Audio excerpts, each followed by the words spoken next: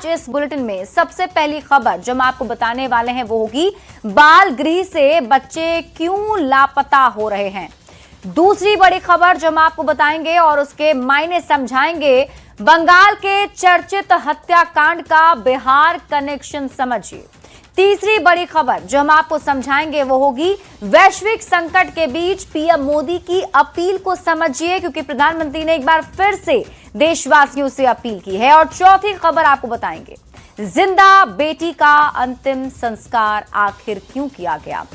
शुरुआत सबसे पहले मुजफ्फरपुर से कर लेते हैं। मुजफ्फरपुर के नरौली बाल गृह से 10 बच्चे लापता हैं। रविवार की देर रात बच्चों के भागने की आशंका जताई जा रही है। मुशहरी थाना पुलिस सहित कई थाने की टीम जांच में जुटी हुई है। एसडीएम और डीएसपी ने मौके पर पहुंचकर हालात का जायजा लिया है। लेकिन सवाल है कि आखिर बाल गृह से बच्चे बार बार क्यों भाग जाते हैं। ये रिपोर्ट देखिए, फिर खबर तो समझिए।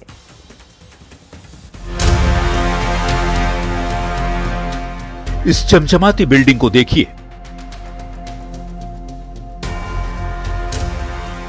बिल्डिंग की चारदीवारी को देखिए और देखिए लोहे के इस मजबूत गेट को।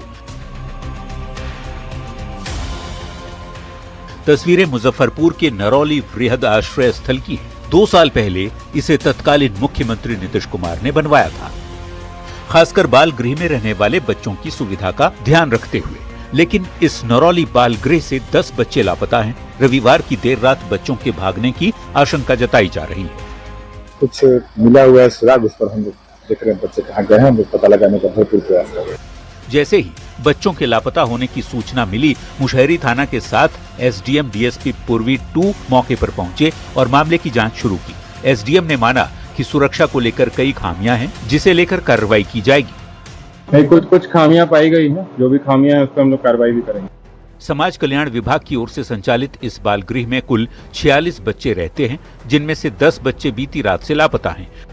हॉस्टल की तरह बाल गृह जो है यहाँ पर संचालित की जाती है। कई वार्डन रहते हैं, सुरक्षा के लिए कई जो है सुरक्षा कर्मी भी तैनात रहते हैं, गार्ड रहते हैं। लेकिन उसके बावजूद जो है उस भवन से 10 बच्चों के अचानक गायब हो जाने से हड़कंप मचा हुआ है। मुजफ्फरपुर बालिका गृहकांड की कड़वी यादें आज भी लोगों की जेहन में है, जिसने बिहार ही नहीं बल्कि पूरे देश को हिलाकर रख दिया था। अब बाल गृह से बच्चों का गायब होना गंभीर सवाल खड़े कर रहा है। क्या बाल गृह में सुरक्षा के पुख्ता इंतजाम थे? सुरक्षा के इंतजाम थे तो फिर बच्चे गायब कैसे हुए? क्या सभी बच्चे एक साथ गायब हुए? क्या कोई बच्चों को भगाकर ले गया? और लापरवाही पर आखिर कार्रवाई कब होगी? न्यूज़ 18 के लिए मुजफ्फरपुर से प्रियांक सौरभ की रिपोर्ट। तो मुजफ्फरपुर बाल गृह से एक साथ 10 बच्चे के लापता हो जाने के बाद कई सवाल उठ रहे हैं, लेकिन हम आपको पूरी खबर समझाते हैं। अब आप खबर तो समझिए। मुजफ्फरपुर के नरौली बाल गृह से 10 बच्चे लापता हो गए और ये कोई पहला मामला नहीं है। इससे पहले भी कई बार बिहार के बाल सुधार गृह से बच्चे भागते रहे हैं। कब कब बच्चे भागे हैं ये पूरी लिस्ट आपको बताते हैं। देखिए, 21 नवंबर 2004 से शुरुआत करते हैं। दरभंगा में बाल सुधार गृह से 2 बच्चे लापता हो गए। इसके बाद अगस्त 2016 की तारीख, जब दरभंगा बाल सुधार गृह से 8 बच्चे, ये बच्चे 2 बार में लापता हुए। पहले 3 फिर 5 बच्चे लापता हो गए। उसके बाद साल 2017 में भागलपुर बाल गृह से भी 9 बच्चे लापता हो गए, जिसमें 6 बच्चे बरामद कर लिए गए, 3 लापता हैं। इसके पहले 2012 में भी भागलपुर बाल गृह से 6 बच्चे लापता हुए थे। अप्रैल 2019 की बात कर लेते हैं। अप्रैल 2019 में मोतिहारी में बाल गृह से 6 बच्चे लापता हो गए थे। देर शाम फिर सभी बच्चों को पुलिस ने बरामद कर लिया था। इसके बाद जुलाई 2021 की बात कर लेते हैं। खगड़िया बाल सुधार गृह से 3 बच्चे लापता हो गए थे। फिर दिसंबर 2024 की तारीख, सासाराम रोहतास से बाल सुधार गृह से 8 बच्चे लापता हो गए। 6 घंटे में सभी बच्चे को बरामद कर लिया गया। अगस्त 2025 में जहानाबाद बाल सुधार गृह से 24 बच्चे लापता हुए, 16 बरामद किए गए, 8 लापता हैं। नवंबर 2025 में दरभंगा बाल सुधार गृह से 12 बच्चे लापता हुए, 5 बरामद किए गए, 7 लापता ही हैं। अगस्त 2025 में कटिहार बृहद आश्रय गृह 5 बच्चे लापता हो गए। अब आप खबर तो समझिए, बाल सुधार गृह से क्यों भागते हैं बच्चे? तो इसके पीछे की वजह है कि सुविधाओं की बहुत ही कमी होती है। दूसरी बड़ी वजह बताई जाती है आंतरिक समस्याएं, और तीसरी बड़ी वजह बताई जाती है सुरक्षा लापरवाही। यानी कि सुरक्षा में तैनात वहां पर सुरक्षाकर्मी होते तो ही हैं, लेकिन वो इतने लापरवाह होते हैं कि उनका ध्यान इस पर जाता ही नहीं है। चौथी वजह बताई जाती है कर्मचारियों की लापरवाही, और पांचवी वजह बताई जाती है बंदी जैसा वातावरण बनाकर रखना, और छठी वजह गुटबाजी का भी असर हो सकता है। अब आप सुलगते सवालों के जरिए खबर को समझिए। बाल सुधार गृह से बार बार क्यों भागते हैं बच्चे? सवाल नंबर 2, बाल गृह में सुरक्षा के इंतजाम क्यों नहीं थे? सवाल नंबर 3, सुरक्षा के अगर इंतजाम थे तो फिर कैसे भागे ये बच्चे? सवाल नंबर 4, पिछली घटनाओं से आखिर क्यों नहीं सबक ली जाती है? सवाल नंबर 5, क्या कोई बच्चों को भगा कर ले गया है? सवाल नंबर 6, क्या सभी बच्चे एक साथ गायब हुए हैं? सवाल नंबर 7, लापरवाही पर क्या कोई कार्रवाई होगी? इसका जवाब दे कोई होगा, किसी की जिम्मेदारी तय की जाएगी या फिर किसी पर कार्रवाई होगी? ये बड़े सवाल हैं। बढ़ते आगे और बात अगली खबर की। सीएम शुवेंदु के पीए हत्याकांड मामले में बिहार और यूपी से 3 आरोपी गिरफ्तार हुए हैं।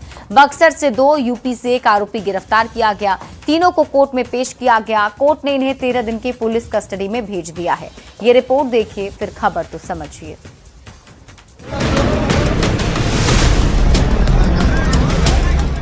भारी सुरक्षा के बीच पेशी के लिए ले जाते इन 3 लोगों को देख लीजिए। ये कोई आम बदमाश नहीं है, बल्कि इनके ऊपर आरोप है पश्चिम बंगाल के मुख्यमंत्री शुवेंदु अधिकारी के पीए की हत्या का। 6 मई की रात पूरा देश तब सन्न रह गया जब चंद्रनाथ रथ की गोली मारकर हत्या कर दी गई। चुनाव में बीजेपी की जीत के बाद हुई इस हत्याकांड ने सुरक्षा बलों के कान खड़े कर दिए और पूरे देश की पुलिस अलर्ट मोड में आ गई। आखिरकार बिहार और उत्तर प्रदेश से 3 संदिग्धों की गिरफ्तारी हुई। बिहार के बक्सर से मयंक राज मिश्रा और विकी मौर्य की गिरफ्तारी हुई, जबकि यूपी के बलिया से राज सिंह पकड़ा गया। जो है बंगाल पुलिस की तरफ से जो प्रोवाइड गई सूचना के आधार पे जो है 2 लोगों की गिरफ्तारी जो है बक्सर से की गई है, और आगे की जो है कार्रवाई उनके विरुद्ध हम लोगों ने जारी कर दी है और उन लोगों को जो हैंडओवर कर दिया गया। इन तीनों की गिरफ्तारी टोल प्लाजा पर यूपीआई पेमेंट से मिली लीड से हुई। तीनों शार्प शूटर की पश्चिम बंगाल के बरासात जिला अदालत में पेशी हुई। कोर्ट ने इन्हें 13 दिन की पुलिस कस्टडी में भेज दिया। अब इन 13 दिनों की पूछताछ में पुलिस हत्या की वजह और उससे जुड़े हर सवाल का जवाब तलाशने की कोशिश करेगी कि आखिर क्यों चंद्रनाथ रथ की हत्या की गई। न्यूज 18 के लिए बक्सर से पुष्पराज के साथ ब्यूरो रिपोर्ट।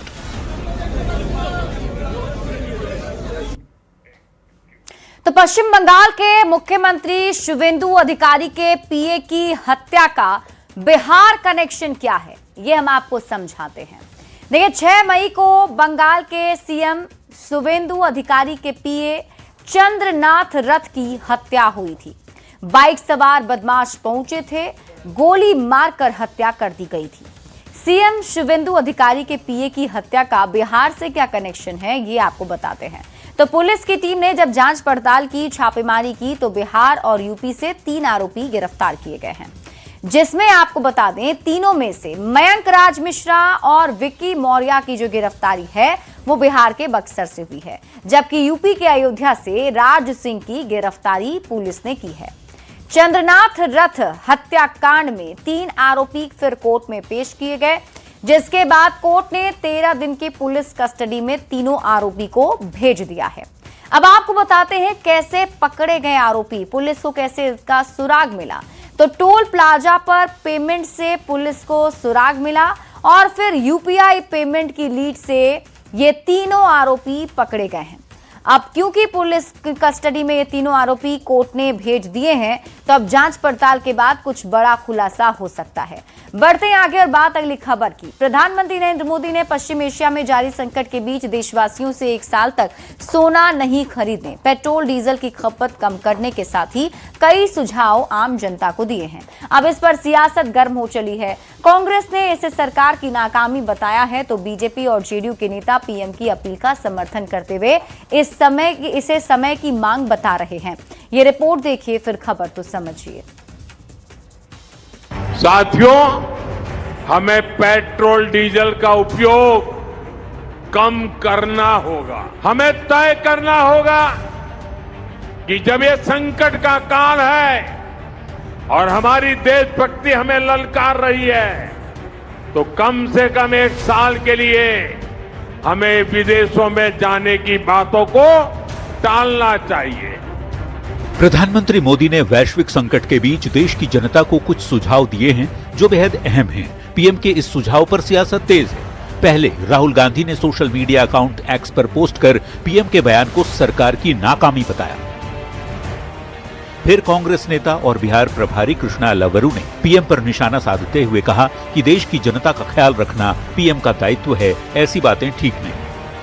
अगर आज पेट्रोल डीजल का दाम बढ़ रहा है, महंगाई चरम सीमा छू रही है, तो सीधी सी बात है, सरकार में जो लोग हैं उनकी जिम्मेदारी है जनता को जवाब दें। कांग्रेस की प्रतिक्रिया का जवाब केंद्रीय मंत्री गिरिराज सिंह ने अपने अंदाज से दिया। भारत में पुकार हुआ है देश के लिए, लोग जान भी दिए हैं, दान भी दिए हैं, और ये प्रधानमंत्री ने अगर कहा है, कोई गलत नहीं कहा है कि हमारे पास तेल की खपत जितना है उससे 30% भी हम पैदा करते हैं, गैस नहीं है।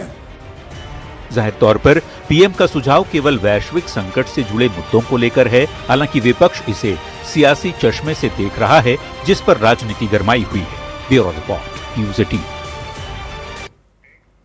और इसी बीच रुक कर लेते हैं इस वक्त की बड़ी खबर की ओर। गुजरात से बड़ी खबर है। वडोदरा से पीएम मोदी ने फिर से अपील की है। 24 घंटे में दूसरी बार देशवासियों से पीएम मोदी ने अपील की। वैश्विक संकट के समय हमें संकल्प लेने होंगे। पीएम ने कहा कि इस युद्ध का भारत पर बड़ा असर हो रहा है। पेट्रोल डीजल का संयम से इस्तेमाल करें, इलेक्ट्रिक वाहनों का ज्यादा प्रयोग करें। युद्ध के प्रभाव से बचाने के प्रयास जारी हैं, लेकिन कम से कम 1 साल तक सोना ना खरीदें। विदेशी मुद्रा बचाने का रास्ता अपनाना है। हमें स्वदेशी पर बल देना है। मेरी देश के हर नागरिक से अपील है, जहां संभव हो पेट्रोल डीजल का उपयोग कम करें।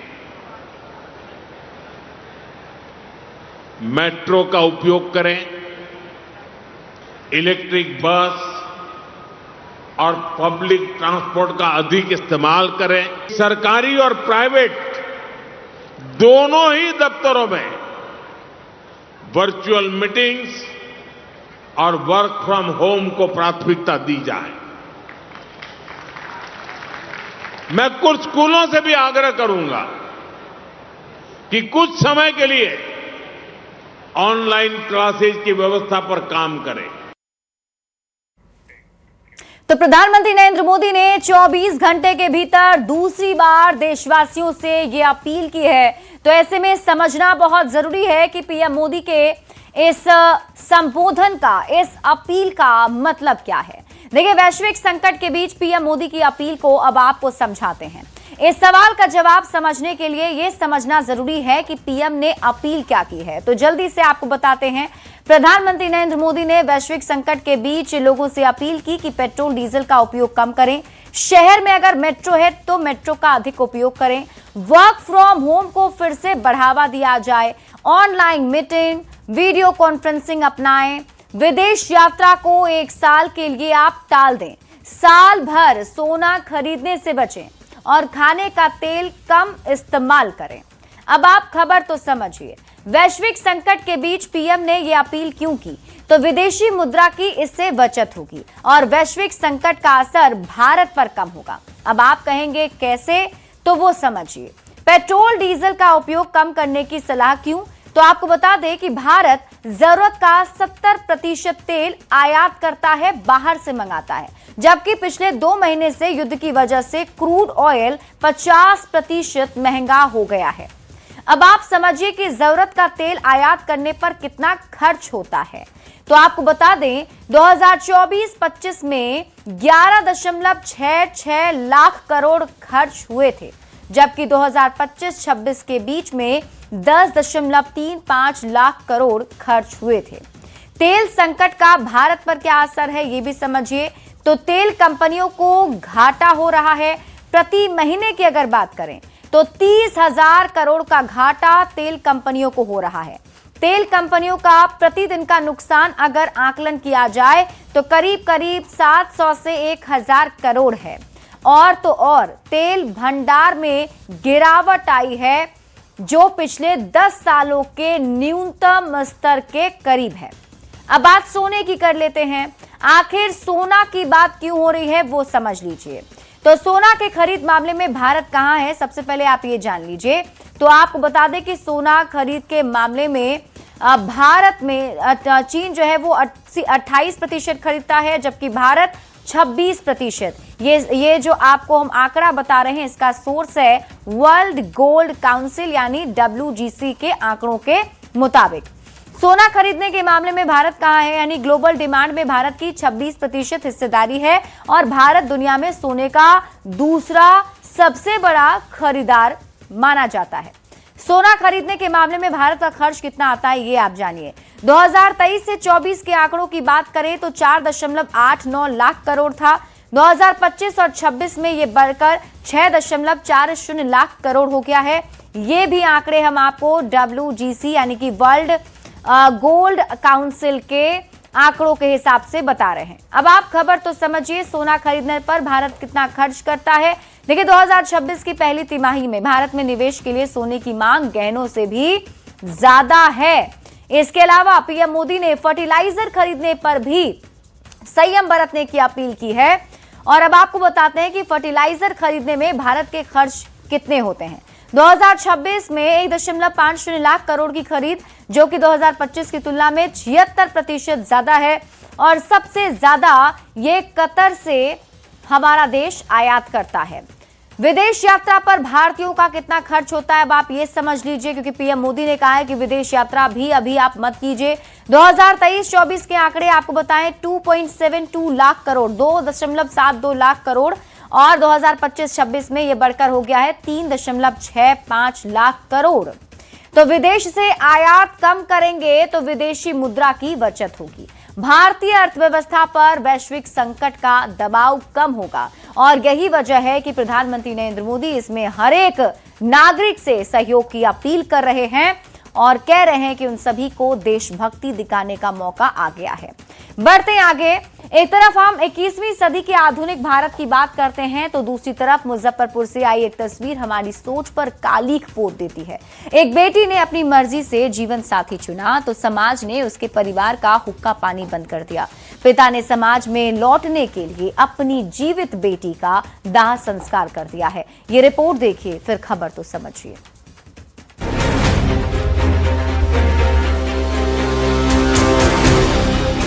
उस बेटी का गुनाह बस इतना था कि उसने अपनी मर्जी से जीवन साथी चुना। उसने संविधान के दिए अधिकारों का इस्तेमाल किया, लेकिन समाज के ठेकेदारों को कानून की किताब से ज्यादा अपनी जाति का अहंकार प्यारा था। मामला अंतरजातीय प्रेम विवाह का है।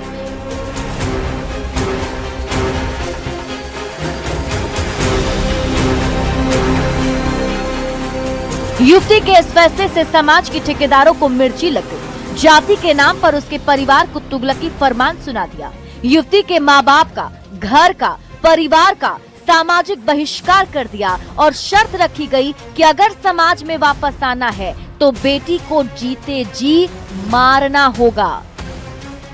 ऐसे युवक युवतियां जो अंतरजातीय शादी के तरफ अग्रसर हैं, मैं उनको चेतावनी देना चाहता हूं कि इस तरह का कदम नहीं उठाएं अपने परिवार का इज्जत तो ले ही रहे हैं, साथ ही साथ वो समाज का इज्जत ले रहे हैं, सामाजिक बंधन को तोड़ रहे हैं, आने वाले नस्ल को खराब करने का प्रयास कर रहे हैं। विडंबना देखिए, जिस पिता ने उंगली पकड़कर चलना सिखाया, वही समाज के डर से अपनी बेटी का पुतला फूंकने को मजबूर हो गया। बाप ने अपनी जीवित बेटी को कागजों पर नहीं, भावनाओं में मार डाला।